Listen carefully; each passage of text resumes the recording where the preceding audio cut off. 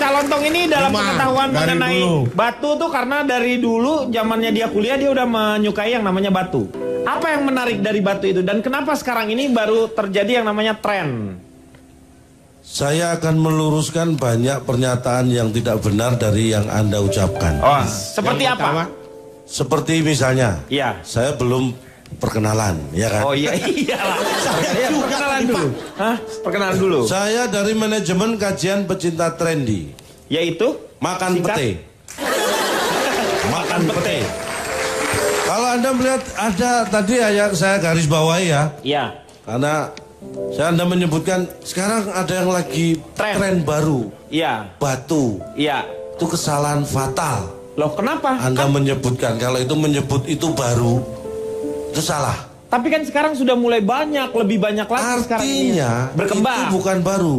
Dan Anda tahu, ini mohon maaf, saya tidak menganggap Anda terjebak dengan tren baju, lagu, fashion dan ya. Fashion. Baju itu, Anda suka tren atau enggak, itu ada masa berlakunya memang. Sering dicuci, jebot, ya kan? Ya, hancur. Artinya hancur, nggak bisa dipakai lagi. Mau nggak mau, beli yang baru. Tapi yang namanya batu nggak bisa seperti itu. Kalau lagu, sama. Ada yang membuat lagi, ada yang meniru, ada segala macam. Tapi kalau batu nggak ada. Batu tidak dibuat oleh manusia kecuali batu sintetis dan itu nggak ada harganya. Iya. Ya. Itu yang makanya saya bilang, Anda terjebak. Yang Anda bilang tren-tren itu baju, lagu ini ada 3 fakta. Jadi ini bukan batu tren. Apanya? Ini juga tren kan? Berkembang. Ini lebih dari tren. Jadi kalau lebih dari tren apa? Tron. Tron. Apa sih ini tron? Ini Pak, ini fakta, 3 fakta batu ini. Dibanding lagu, baju, fashion, batu lebih keras daripada baju. Oh benar, iya benar ya. Ya, kecuali bajunya Robocop ya. Tetap lebih keras batu Pak, ya, disadari atau tidak, itu akan. Ya kalau dilemparin Pak ya. Yang kedua. Ih, kita nggak sadar. Saya tanya, di balik lagu ada apa sih? Ada syair. Paling ada ungkapan hati. Iya. Di balik baju ada badan. Paling ya semua orang ada lihat. Tapi apa? Di balik batu ternyata ada udang. Cuma peribahasa, Pak. Tuh, fakta kedua. Iya. Yang ketiga, saya katakan Anda jangan salah menyebut karena apa? Batu ini bukan tren. Tapi ini batu ini adalah kehidupan. Karena ada. Kalau saya tanya, ada nggak zaman baju? Ada nggak zaman lagu? Tapi zaman batu ada. Iya. Pikir. Ya, Pak Denny, batu itu sebenarnya banyak. Bisa dilihat dari satu kekerasannya, bisa dilihat dari satu unsur yang membentuknya, dilihat bisa dari asal daerahnya mana, dan juga khasiatnya apa. Oh, jadi mempunyai manfaatnya kekhasan. apa. Itu banyak. Kalau jelaskan satu persatu panjang. Bukan masalah panjang, Anda ngerti saya capek. Itu yang lebih penting. Kalau panjang buat saya relatif. Tapi buat apa saya capek-capek hanya untuk membuat Anda ngerti? Kan rugi saya. Iya kan? Manfaat aja. Emang ada manfaat. Nah itu. Kalau Anda dulu pernah mendengar batu giok. Batu giok. Itu punya manfaat karena dia mengandung hal-hal yang mustahil. Enggak, pokoknya batu giok ada itunya. Ya, ada. Banyak batu-batu. Bahkan yang terakhir yang Anda banyak pakai zaman sekarang itu batu yang apa namanya putih-putih yang pakai gelang, kalung untuk keseimbangan, untuk untuk energi itu ditemukan di sebuah gua karena konon dulu ada tentara Jepang itu yang sembunyi dalam sebuah gua. Terus dia makan dan batu meninggal. itu? Bukan makan batu, keras batu dimakan cuma. Kali meninggal aja di sana, tapi jasad mereka jadi batu. Tidak membusuk. Ternyata belum matang berarti. Gua itu terdiri dari ada batu yang melapisi gua itu dan batu itulah yang membuat jasad itu awet. Ya itu yang disebut dengan khasiat-khasiatnya ya. Nah, salah satunya punya manfaat karena dia bisa menyalurkan energi. Saya percaya itu karena saya pernah menonton seorang Superman aja yang begitu supernya kalah batu oleh Krypton. Batu Krypton. Tapi tetap kuncinya di batu. Yang bisa mengalahkan batu adalah bata. Batu. Batu yang paling keras itu Anda tahu nggak? Batu apa? Oh, batu rejan. Itu batu, Pak. Oh, itu batu. Berlian. Penyakit sama batu disamakan. Beda, Pak, walaupun dikit. Berlian.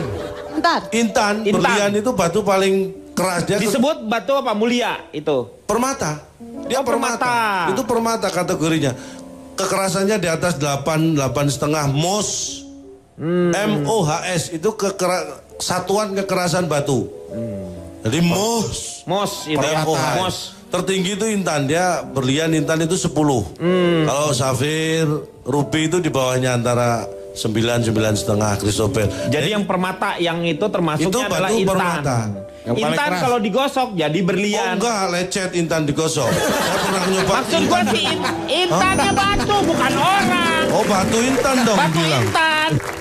Makanya banyak diabadikan ya. Kalau kita bicara masalah nama-nama batu saja, itu juga jadi tren orang tua memberi nama anak. Ya. Safira, Intan, Permata, Akik. Ya kan? Gak ada akik apa lu? Akik. Ada. Tetangga saya namanya Mataki. Mataki. Itu aki-aki, Pak. Iya, itu akik-akik namanya. Iya kan? Itu menunjukkan bahwa batu itu, karena batu itu cocok dengan, bisa dicocokkan dengan bulan kelahiran Anda atau bintang zodiak. Ya. Misalnya zodiak Anda apa? Saya sekarang Sagittarius Kok misalnya. sekarang? Emang besok-besok apa? Saya pindah-pindah, saya tadinya Pisces. Saya ada bisa penawaran, kayak gitu, iya. Pak. Begitu ada penawaran, ini siapa yang mau masuk Sagittarius nih? Kalau beli 10 dapat gratis 1, saya ikut dia. Ini sekarang saya Sagittarius. Nggak bisa gitu, Pak. Kalau bintang itu, zodiak itu begitu lahir sudah ketahuan bintangnya apa. Baru tiap 10 tahun bisa pindah. Nggak sembarang. Ada waktunya boleh. Pak, maaf interupsi. Saya penasaran dari tadi. Maksudnya Cak Lontong kan dia mendeskripsikan soal batu ini itu 10 tahun apa segala macam. Bapak kan pakai batu segitu banyak. Emang Bapak ngerasa keren ya? Dengan batu itu. Ini Bapak kayak Tesi, Pak. Ini enggak dong. Jangan dong. Enggak, saya nggak ngerti kerennya apa sih batu segede-gede gitu, warna-warni dipakein rame-rame. Karena kita nggak ngerti, Dia jadi dikasih kita ngerti. harus tahu. Iya, Makanya saya kasih ngerti nih. Kalau Anda tanya keren atau enggak, itu Anda terjebak dengan tren. Lo orang kan ngikutin tren biar keren. Inilah salahnya. Keren Kalau gitu. Anda tuh ngikutin tren hanya biar keren, itu kelihatan kalau Anda sebenarnya nggak keren. Harus dibantu tren supaya biar keren. Iya, benar. Harusnya begini, kayak Ronald itu. Saya menghargai walaupun dia rugi ya. Tapi saya menghargai bahwa dia berani melawan arus, dia tidak ngikutin tren. Itu menunjukkan bahwa orang punya percaya diri seperti inilah yang sebenarnya bisa bertahan. Saya juga batu itu, kepala batu. Kalau malah aku bikin lagi. Itulah yang saya lihat dari kamu, makanya saya suka. Karena saya suka batu. Jadi orang kepala batu buat saya ini sesuatu yang luar biasa. Maksud lu kepalanya dia mau pakai cincin? Ya enggak lah, Pak, kan saya bisa nunggu kalau dia sudah nggak ada. Saya nggak punya cincin, nggak pakai batu-batuan, tapi saya suka sama Cak Lontong. Maksudnya, Cici Panda, batu itu memang disukai dari kalangan bawah sampai kalangan atas. Buktinya waktu itu ada menteri sampai bela-belain ngegali di daerah Bogor, karena dia pengen punya cincin dari batu tulis. Bu, itu ada harta karunnya di bawahnya katanya. Mau dibikin dia batu aja sama percaya dia. yang kayak begitu. Nah, kalau itu kesalahan fatal tuh. Jadi jangan percaya gitu-gitu. Jangan percaya gitu-gitu. Saya bantuin 10 hari 10 malam nggak ada apa-apa. Jangan percaya gitu. Dia duluan ngegalinya. Harta karun yang sebenarnya itu adalah menggali hati Anda. Tuh, disitulah. Paling benar. Lanjut. Terus saya mau bicara ya. Tadi Anda bilang Bacan tadi, ini mohon maaf. Bacan tadi memang Presiden SBY pernah memberikan souvenir kepada Barack Obama berupa batu Bacan. Anda tahu nggak kehebatan batu Bacan? Apa hebatnya itu apa? Batu Bacan sekarang di negara lain itu termasuk batu. Oh, di negara lain tuh ada juga batu Bacan itu. Batu Bacan yang paling terkenal kita di daerah Maluku. Jadi ada Doko, ada Palamea gitu kan. Tapi ini ngetren karena apa? Ini yang menurut penelitian ahli di Jepang, waktu itu berapa ya? 2 bulan yang lalu ada pertemuan di ahli-ahli. Pertemuan itu membicarakan batu. Apa? Kayaknya membicarakan batu deh. Karena kayaknya gimana? Saya nggak ikut. Ya lu nggak usah omongin kalau lu tapi ada hasilnya. Hasilnya apa? Hasilnya? Ternyata batu Bacan itu termasuk batu yang luar biasa. Karena apa? Karena apa? Apa karena? Iya, apa? Satu, batu bacan itu bisa berubah. Dia kategori batu yang hidup. Dia bisa berubah ketika pada temperatur tertentu yaitu 30 derajat. Jadi kalau dipergunakan manusia itu. Jadi kalau kita pakai batu bacan terus suhu kita itu kan antara 37 sampai 38. Itu sangat bagus untuk batu bacan. Dan dia bisa berubah. Semakin bersih, semakin kristal. Kalau misalnya bagus. Hebatnya lagi, sebenarnya padahal banyak batu yang bisa seperti itu. Tapi hebatnya bacan itu bisa melakukan perubahan itu secara cepat. Tapi sekarang ini jadi tren ya bacan itu ya. Karena batu gini, yang namanya simbol-simbol pemimpin itu pasti ada kaitannya dengan batu. Anda lihat mahkota kerajaan dimanapun kerajaan di seluruh dunia, pasti ada batu permatanya. Ya, dia bisa di mahkota atau dia dipakai sendiri. Dan itu luar biasa harganya. Istana-istana. Bahkan Anda pernah dengar batu black oval dari batu Afrika, Kalimaya? Ya? Bukan, black oval itu di Banten malah yang bagus. Itu Kalimaya. Itu pernah menjadi apa namanya? Apa itu? Oh, kalau nikah itu apa namanya? Nusuk orang. Lu gini. Nikah itu loh. Nusuk orang lah. Mahar pernikahan. Oh, mahar. Yang luar biasa harganya. Ini berita terakhir. Ya. Berita terakhir? Bukan terakhir sih. Berarti nggak ada lagi berita ntar kalau lu ngomong. Makanya. Kalau berita terakhir. Ini berita terakhir waktu itu. Ya. Waktu itu terakhir yang saya dengar. Setelah itu dengar lagi yang lain. Ya nggak terakhir. Ada kolektor batu di Yogyakarta namanya Pak Suroto. Nah, Pak Suroto itu? Pasti ada. Terus Pak Suroto itu ngapain? Pak Suroto itu apa? Anda tahu Sultan Brunei? Ya. Sultan Brunei ini pernah perantara lewat orang menawar batu yang dimiliki oleh Pak Suroto. Bukan dipakai, ini kolektor. Oh, kolektor. Itu padahal batu ake. Batu ake itu padahal harganya murah, Pak. Iya. Kalau biasa, tapi ini ada keistimewaannya. Karena ada lafal di situ. Tertuliskan Muhammad. Ditawar sampai berapa? Sampai berapa? Harganya sampai berapa? 2,5 M. 2,5 M untuk sebuah batu akik. Padahal batu akik itu 50.000 aja kalau akik biasa dapat itu bisa dapat banyak. Tapi itu 2,5 M. Kok bisa mahal? Kenapa mahal? Karena itu tadi punya keunikan dan nggak ada lafalnya itu. Dan ya. Ini kejadian benar ini. Iya. Menurut berita itu. Iya benar. Ya pernah ada yang terjadi. Jadi 2,5 M. Tapi berarti kalau misalnya seperti itu Indonesia juga bisa membuat tren dengan banyaknya batu-batu yang ada di Indonesia dan juga bermacam-macam ya. Itulah kekayaan kita di situ. Makanya kayak di Maluku itu luar biasa. Budget itu sekarang lagi ngetren bukan hanya di negara kita, di negara asing. Kalau Anda ke Amerika deh, kalau Anda ke Inggris coba. Terus ngapain di sana? Ya terserah mau ngapain, coba aja. Ya, coba aja suruh main. Batu-batu aja, Pak. Ya. Batu bacan itu ternyata batu yang hidup kalau dipergunakan karena kita punya suhu tubuh yang sangat baik, dia bisa berubah si warnanya semakin mengkilat semakin. Apalagi dipergunakan oleh orang yang sedang demam 40 derajat.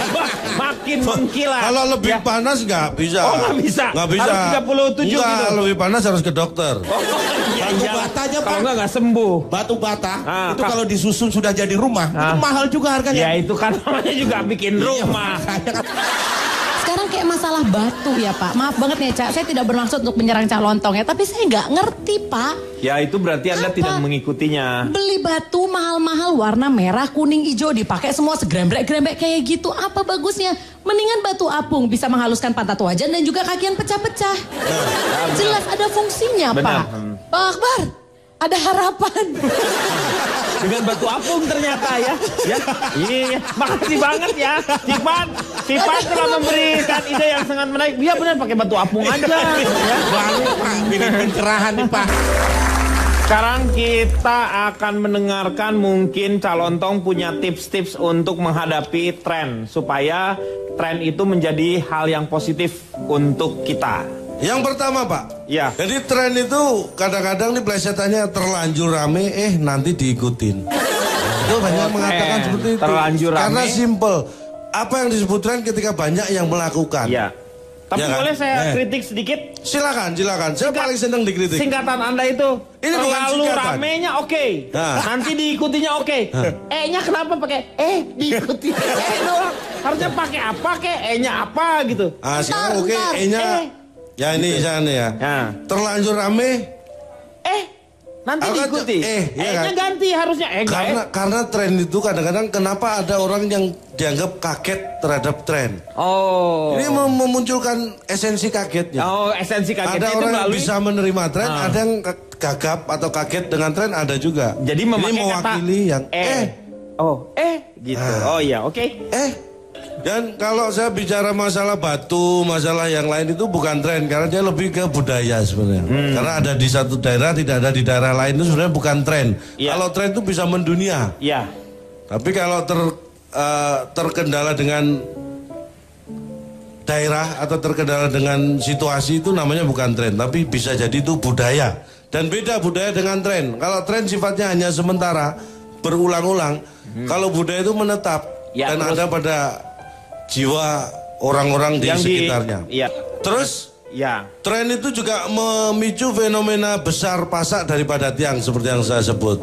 Karena banyak orang yang sebenarnya tidak siap mengikuti tren, memaksakan diri. Padahal dia terjebak hal yang semu, yang bersifat sementara. Ini yang saya ingatkan. Bagi Anda, jangan pernah terjebak tren. Karena tidak baik mengulangi kesalahan saya kan. Terus yang dari dia, jadi kita harus percaya. Harus percaya karena ini survei. Karena menurut saya dari 100 orang yang ikut tren itu nggak sampai 150 yang berhasil. Karena survei cuma 100. Pasti ini tepat nih, ini baru benar masuk. Bapak udah mulai gila juga ya? Presisi dong. Yang dia 100 orang yang dia survei nggak akan lebih dari 150 yang ikutin tren benar. Presisinya benar, tepat itu secara ukuran. Benar, terus lanjut benar ini. Jadi di antara 100 orang yang ngikuti tren, tidak akan lebih dari 150 yang berhasil. Saya setuju itu. Betul. Dan di antara 150 orang yang tidak berhasil mengikuti tren tadi, pasti ada 100 di antaranya. Iya, 100 orang yang ada survei. Iya. Susah loh rumusnya. Ini kayak begini susah ini. Ini susah. Oh, itu yang namanya apa? Siapa Profesor Surya, yang Yohanes Surya yang kayak itu kan ilmu eksak. Ilmu eksak bisa dipelajari. Kayak begini sulit ini. Sulit. Bukan 4 kali 6 sama dengan 6 kali 4. Ini susah yang susah. Ada ini mohon maaf. Ya. Terus ada lagi tren ngikuti sekolah ini, mau sekolah ke luar negeri dianggap tren. Jangan salah. Sekolah di luar negeri itu bukan sesuatu, menurut saya itu harusnya saya nggak bangga kok sekolah kalau di luar negeri. Loh kenapa? Kan harusnya kalau keterima di negeri baru bangga. Kalau di swasta apa bangganya sih? Itu yang pertama. Luar negeri itu maksudnya kita ke luar negeri. Sekolahnya pakai bawa paspor gitu. Itu yang kedua. Iya. Anda sekolah ke luar negeri. Ini saya kasih tahu ya. Di luar negeri itu pelajarannya cuma bahasa Inggris.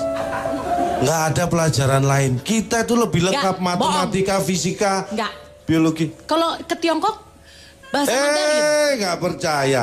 Tiongkok itu bukan luar negeri, kan di Glodok banyak.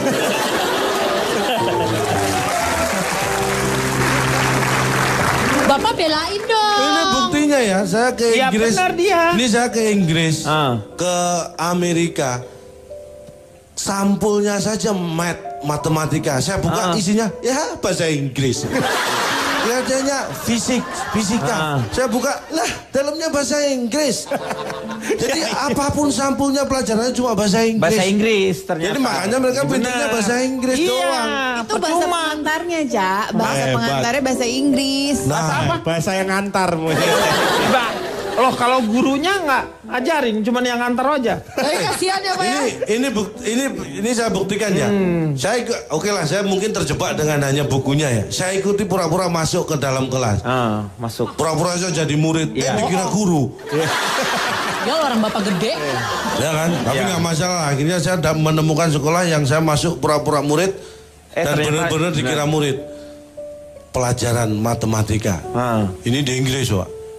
Inggris Kidul waktu itu. Nggak ada Inggris Kidul loh. SD Inggris Kidul ada, Pak. Negeri. Cuma dalam bahasa Inggris Kidulnya. Saya ikuti pelajaran. Ini pelajaran bahasa Indonesia. Ada di sana. Ada pelajaran bahasa Indonesia. Tapi termasuk ekstra. Saya ikuti. Memang dia menjelaskan tentang kosakata bahasa Indonesia. Tapi menjelaskannya pakai bahasa Inggris juga. Yang konyol. Apa-apaan sih? kamuflase pelajaran. Jadi jangan bangga sekolah di luar negeri karena hanya belajar bahasa Inggris di sana, nggak ngerti yang lain. Percuma, mending sekolah di Indonesia. Kita menguasai matematika, fisika, pelajaran bahasa Inggrisnya pakai bahasa Indonesia. Bahasa Inggrisnya bahasa Indonesia. Hebat kita. Ya. Setuju.